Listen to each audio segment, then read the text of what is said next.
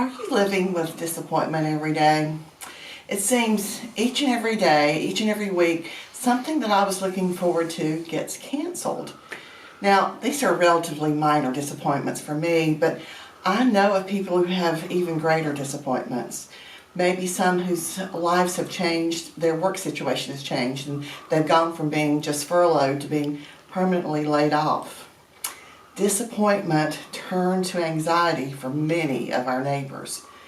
These contracts for employment, they can be changed and altered and deleted.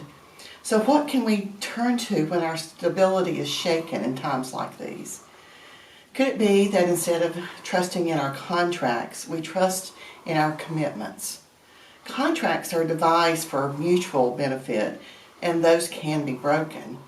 Commitments have the potential to not only provide mutual benefit, but also transformation.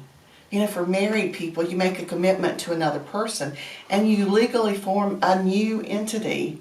Your identity is changed. And for Christians, we make a commitment to God. This is not just to love God, but also a promise to set our standards differently, higher. And our identity is transformed.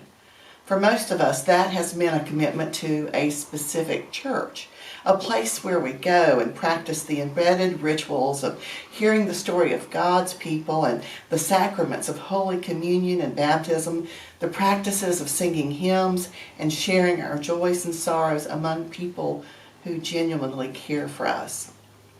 Right now, without the physical space to live out that part of our commitment as Christians, we must rely on different ways of holding together. That includes lifting each other up with encouragement, gathering as we can in front of screens and on phones and by email. It also means, if we are to live out our commitment to follow Christ, we now must take more responsibility for our own spiritual growth. That means daily reading of the Bible, small group studies with other people electronically, and prayer. Always prayer.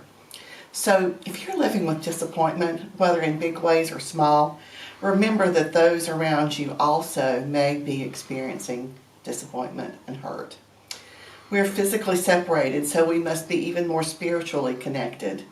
At Marvin, our mission is to love God, to care for each other, and serve the world. Is that a commitment you also share?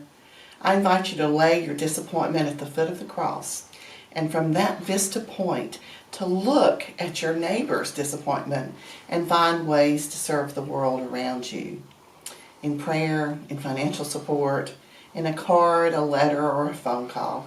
Let's rise above the contracts that can be broken and altered and turn to commitment, to the covenant we have made with God and each other, and be the virtual hug a hurting world longs to find. Let's find our prayer in Exodus 24, 1 through 11, where the covenant at Sinai was established. Lord, you call us to come and worship from a distance. Let us hear the words you shared with Moses and live into our covenant, our commitment to you, so that everything that the Lord has said, we will do. Find in us the strength to take responsibility for our growing relationship with you and our commitment to care for each other. In our disappointment, let us lean on your word and on each other, for it is in this way that our deepest needs will be met, and we will find the freedom your love provides. Amen. So, go. Don't be disappointed. Find ways to support each other. Go in peace.